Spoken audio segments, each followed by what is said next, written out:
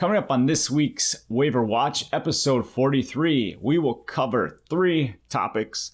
Weekly waiver totals, which we missed a while, but we caught up last week, right? 3 weeks in a row? 3 weeks, yeah. Number 2 is a operations of multiple UAS, 107.35. And number 3 is Boeing Unmanned Flight Operations at high altitudes at a unique old Air Force base. So stay tuned, and we will cover some of those interesting waivers coming up next.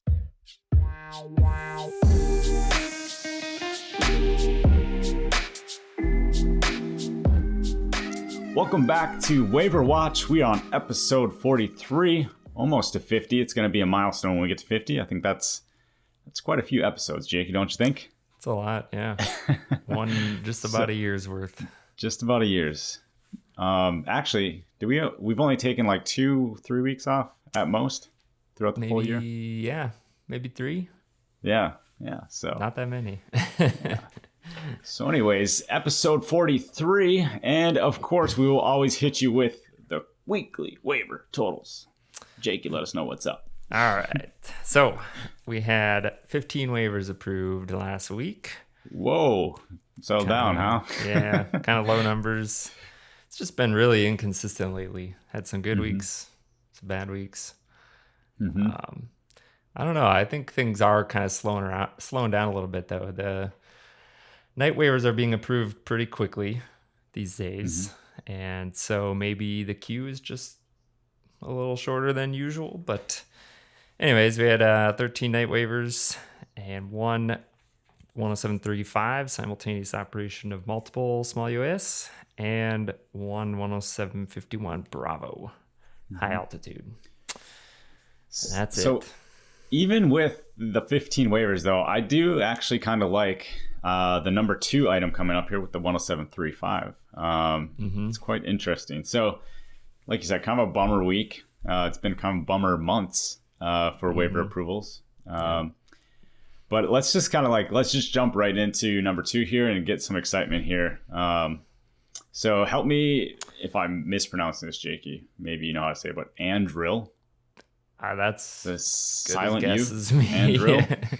Anduril. Anduril. Yeah. Honestly, I don't know for sure. If we were like military contractors, we probably would know this name. But But anyways, when I looked at this, you had picked this one out. Obviously, it wasn't too hard to pick out. There's only 15. Yeah. But the first thing I thought about when I watched their video on their website was like, this seems like something that came out of the Transformers movie. Yeah. Like there's like this little robot that's a radio, that the skinny one. I can't remember what Transformers it's in. But this drone in general it's a helicopter drone. It's very narrow and long. So it looks super high tech, like very much like built out. Like you can tell a ton of R&D went into this. So it's the Ghost 4 is the name. I would strongly recommend going to this website and checking out this video. It's actually pretty cool. Yeah, they're clearly a defense-oriented company, like no question about that. And they have like a really good marketing department because the website looks good, the products look good, all the pictures are like highly produced, all that. So definitely putting a lot of time into their image, but definitely defense-oriented, yeah. And it's like the payload on the front, it like snaps in and snaps out. Everything is modular. There's like a video of them showing like they're spraying water on it while it's flying, or at least hovering, taking off. So looks like a very robust drone, and payload system. So it just reminds me of like a Picatinny rail. The center body is just like a long rail and everything attaches to it. It's simple though. I mean, that kind of strikes me too. I mean, all the rotors are direct drive and it's just simple. It's like, you just bolt stuff on top, really easy to get access to. There's no crazy shrouds or anything like that. So, well, Anyway, so the waiver. I think what's more exciting is the drone itself than the waiver. It is a cool drone. Yeah, that's all good. But the waiver, it's a 10735, up to 6 simultaneous UAS flying. And we're assuming it's with this Ghost 4 because that's really the only... Well, they do make another drone, but it's like a counter UAS system. Actually looks a lot like the speed drones that we talked about a couple weeks ago. But anyways, this is the only one that they make that's sort of what you think of classic, drone ISR type missions. So we're assuming it's this one. And they do actually have a picture. I pulled this out of their website about, it's a picture where you can see like 5 ghosts flying in the sky at once. So they're even marketing it like they're, you can have this kind of swarm artificial intelligence, mission going on with a bunch of these flying around. So, right. But otherwise, pretty standard waiver.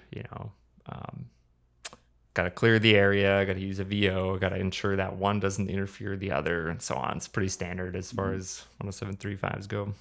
Yep. Yeah, and I did. If you do watch their video on their website, you do see where they have multiple aircraft controlling. So there is one like a GCS screen where you're showing this. So everything looks very impressive. Like that's the thing. Like my first impressions is like you said, either they have one hell of a marketing team that knows how to show off everything, or this thing actually performs as well as it is because they can just showcase all the special features of it. Looks pretty impressive nonetheless. So be interesting to see where this comes. I certainly know we probably won't be doing power line inspections with this drone. I'm sure it has a hefty price tag. So yeah, I would agree with that. They usually do, right? So the special U.S. government price, which is inflated. But anyway, so moving on to number 3. It's kind of a short episode here, but Boeing Unmanned Flight Operations High Altitude. So this is another unique one as well, Jake. I'll kind of let you kick this one off, and then I'll fill in the back end if there's anything that I feel. Yeah. All right. So, Boeing Unmanned Flight Ops, Paul Weatherman received a 10751 Bravo, top rate up to 1,650 feet AGL at Glasgow Industrial Airport near Glasgow, Montana. So this is a fairly standard high altitude waiver as far as those go as well, but the location just kind of caught my eye when we were looking through these. So this airport is an old Air Force base. They used to station B-52 bombers, actually very similar to the Grand Forks Air Force Base, which is just down the road from us here.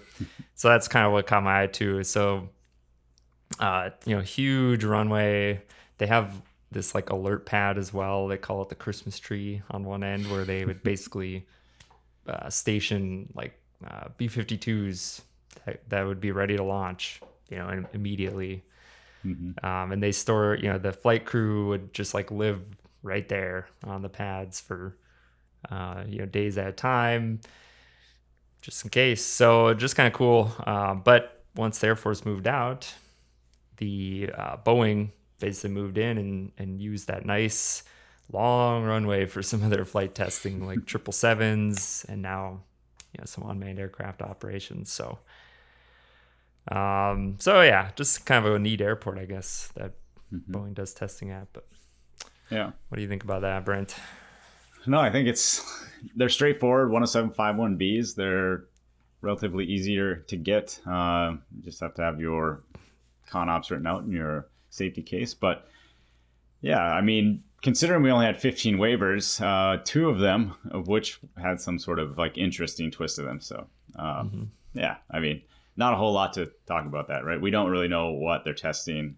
Maybe we can do some more digging and see what type of aircraft Boeing is developing that they would fly at high altitude. I would assume it's probably going to be a larger aircraft as well. Well, that's what kind of was curious to me. So like Boeing, the only one I could think of is Scan Eagle, but that's in situ there, and they're kind of their own, they're wholly owned, but they're pretty autonomous as far as Boeing goes. So I wasn't actually sure what aircraft, it has to be a small UAS because it's a waiver. Boeing does have like bigger, aircraft, unmanned aircraft, but Small UAS being tested by Boeing. I'm not honestly sure about that. So Yeah, you're right.